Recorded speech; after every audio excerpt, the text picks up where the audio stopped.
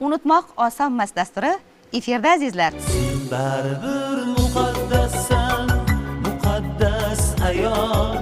Har biri bilan bog'liq xotiralarimiz bor. Chunki Muhabbat opa biz afsonalarni ko'rib yashadik. Hech bir sulola Zokirovlar sulolasichalik o'zbek qo'shiqchilik san'atiga hissa qo'shgan emas desam xato bo'lmaydi.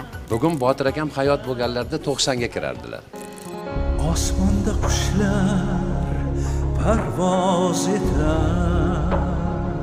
46 ta buyuk darg'alardan judo bo'libmiz. Bular hammasi akademik edi. O'g'lim, men Qo'qayga shaharga senga toychoq olib kelgandan ketyapman dedi. O'sha toychoqni men haligacha poylayman. Ana 90 ga kiryapman, haligacha poylayman. Zimziyo edi kunlar, sen bilan ravshan bo'ldi. Kamoljon Otaniyozovdan boshlab bugun hamma yoshlarimiz o'sha ijroda ashula qilib kelishyapti. Bog'larda jidalar yana gulladi. Xotirlash va qadrlash bizi yurtimizda davlat miqyosidagi katta tadbirlarda bular. Qo'shiqchi vazifasi nimadan iborat? Shoirning so'zini xalqqa tushunarli qilib, musiqa bilan yetkazish.